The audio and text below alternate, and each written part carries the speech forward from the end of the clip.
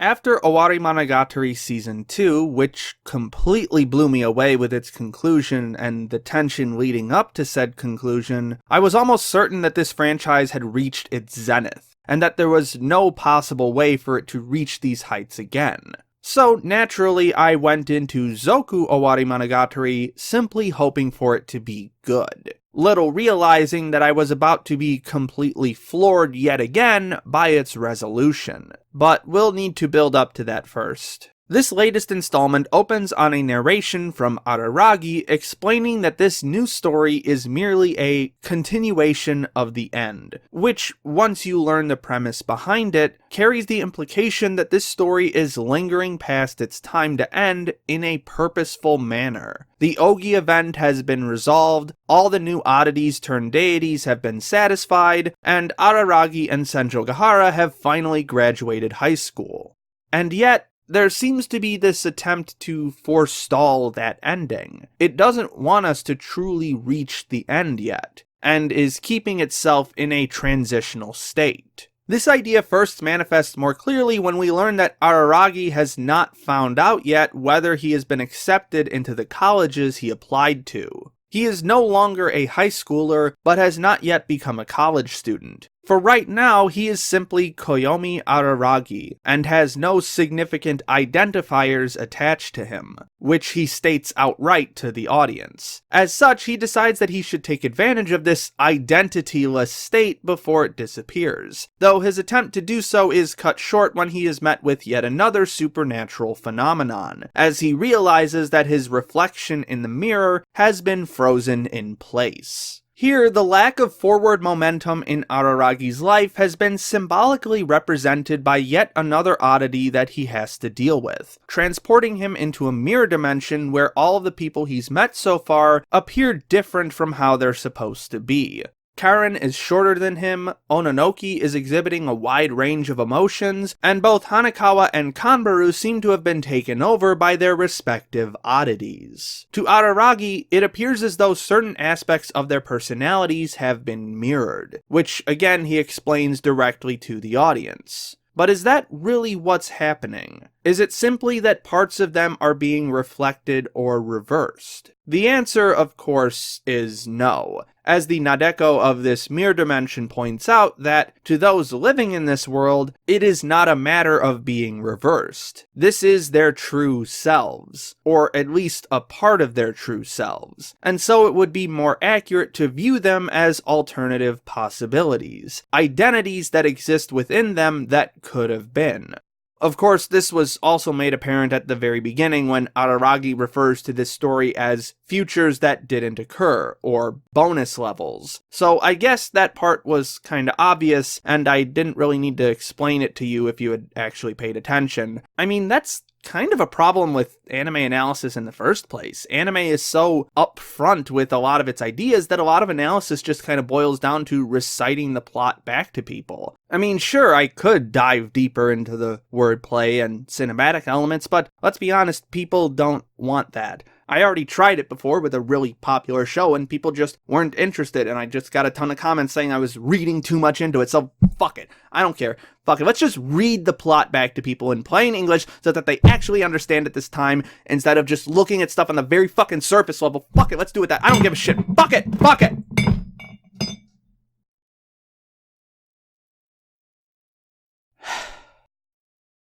What the fuck am I doing? No, seriously, what the actual fuck am I doing right now? I could have just done a normal analysis of Zoku Owarimonogatari and talked about how fucking great it is, because it is great. It's like my favorite thing that I've seen all year. I could have talked about the themes or the characters or the cinematography in a normal analysis video, but I fucking couldn't because I am a crazy person and it had to be just a little bit different and I had to go just one step further and it turned into this fucking nightmarish fever dream of metatextual awfulness. Not that it matters anyway, because no one's watching this video since this is like the 10th fucking season of Monogatari and no one's caught up this far. Oh yeah, I'll watch Monogatari eventually, I'll get to it eventually. No, you fucking won't. You'll just not watch it like everyone else, and so I'm basically talking to no one except like the 10 people who have watched it thus far, and they're all pissed at me right now because I'm not actually giving them an analysis of Zoku Owarimonogatari, and I'm just yelling into the camera like an asshole. So what exactly was the point of picking this series to do the fucking capstone to this idiotic 12 days project where I'm supposed to tie all of these ideas together if no one's gonna fucking watch it? Of course, it had to be this show, because this was the show that most perfectly encapsulated all of the ideas that I wanted to get across this year. The way it covers themes of identity and identity crisis and a lack of identity. Yeah, by the way, guys, that was the theme this year. It's identity. The theme was identity. I tried to get it across in the same cryptic bullshit manner that I did last year. Identity, identity, identity, identities, identity, identify, identity, identify, identity. But apparently no one picked up on that. Not that it's your fault, because only I would pick something that stupid to convey the main idea that I'm trying to get across. And of course I added in a whole bunch of metatextual elements as well, like how I would imitate other YouTubers to convey my own lack of identity on this platform. I would pick like YouTubers that I thought were successful or interesting or had unique styles and do my videos in those styles all throughout the month. And some of you started to catch on to that, but you didn't quite get the point. Again, my fault for picking something so obtuse. And I didn't even go all the way with it either. Like, the Pokemon video isn't someone else's style. That's just me rambling into the microphone about Pokemon. I couldn't give away Pokemon to someone else's style because that's the only thing I know about my style. And by the end, everything was just bleeding into itself. Like, the Boogie Pop video was supposed to be the Digibro imitation, but by the end it had like Endless Jess backwash feeding into it, and Endless Jess was supposed to be the fucking Shield Bro video, but there was also supposed to be like a competing reflection video that was supposed to be released at the same time, but I didn't even get around to that one because I just ran out of time. So now I just have a video that makes people think I like Shield Hero, even though I think it's fucking garbage. Hey, thanks, asshole, that one's on you. So it's just this giant pile of metatextual nonsensicality in the end. And you know what the worst part is? It worked. It fucking worked. I got people complimenting me on my styles in these videos, like, oh wow, I really like your deadpan delivery in this one, or oh wow, I really like this quicker pace style you used here. Great! That's not my style. It's someone else's. I had to steal from someone else to make my videos better. So if I have to copy someone else, then what's the point of being myself? You know, this anime is basically like a summary of the past year and a half of my life. Because, like, it's not just about identity or loss of identity. It's about the regret that comes with that. That feeling that you could have done something slightly different to make things turn out a little bit better. That's basically Araragi's arc throughout this season, is him trying to deal with that lingering regret. And that's basically what it's been like for me for the past year and a half, dealing with the loss of my channel. Yeah, that chip's still on my fucking shoulder. It's not going away anytime soon. That fucking gnawing feeling that I could have done something slightly different. Maybe I should have privated the videos before I got the third strike, or maybe I should have edited everything differently so that I wouldn't have gotten as many strikes. It just won't fucking go away, and it's just eating at my fucking mind. I keep saying I'm a shonen protagonist, but a shonen protagonist would have gotten his powers back by now. You know, fucking Alan Walker, it took him, what, 25, 30 chapters of D. Gray Man to get his powers back? How long is it gonna take me? So I'm getting real tired of waiting.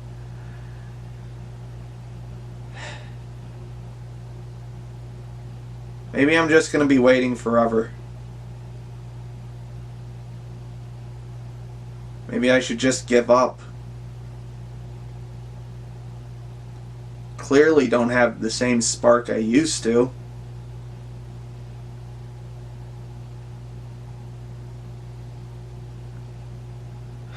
How do I make this work? Is there anything left to make work? What do I do? Do I step out with my right foot or my left foot? Is there a right decision? なんだ、そんなこと。Wait. 右か左か、どちらの足から前に進めばいいかわからないというなら、こうすればいいじゃないの。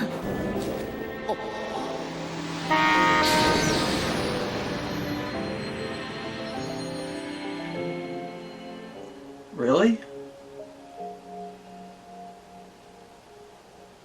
Could it really be that simple? だけどお前は考えすぎにゃんだよ。そういうとこが考えすぎって言われてんじゃない？だから考えすぎなんですよ。Yeah. Yeah, that's it! That's it! I've been thinking way too hard about this for way too long. I don't need numbers to tell me how good I am. I know how good I am. I'm fucking Ember Reviews. I'm the fucking king of my own goddamn castle. I've made some of the best Pokemon videos on this platform. I'm one of the only people who seems to understand Ruby, and I blow half a Shonen tube out of the water whenever I decide to talk about Jump. I know how good I am. I just made 3 hours worth of content for this 12 days thing. Who else do you know who could make 3 hours of varied content at this level of quality over such a short span of time? Not many people, I can tell you that much. I don't need to worry about my identity. That part's not important. The only important part is that I keep making great videos. I'm no Digibro, or Endless Jess, or Mother's Basement, or Planket, or any of these other people. I'm Ember. And don't you fucking forget it.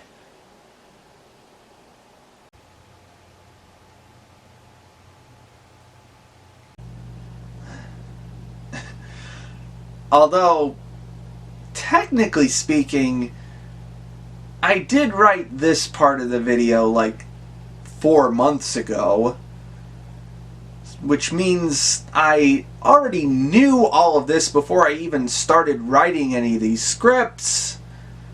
So I guess you could say I didn't learn anything.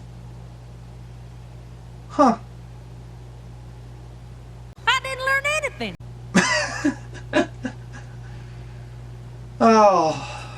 But you know, that whole meta thing was nice and all, but there actually is something that I learned over the course of this series, and it's that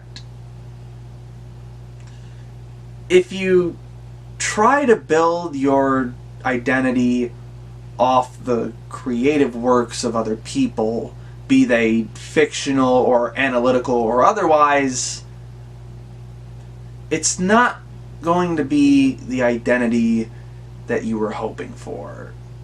It's going to feel hollow and incomplete. I need more than that.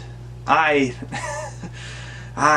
always need more. More content to consume, more subscribers to peddle my work to, more ideas to explore. I always need more.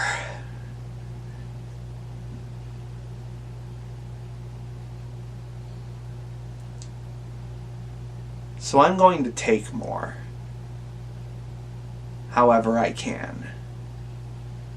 and also give more. As for what that entails, I have absolutely no idea. I'm certainly not going to stop doing this analysis thing. I like doing it too much to stop now, and apparently you all like me doing it, and quite frankly, some of you need me. But just analysis isn't going to cut it anymore. I just need more. The days of Ember reviews, just another AniTuber, end today. And the days of Ember reviews, content creator, begin right now.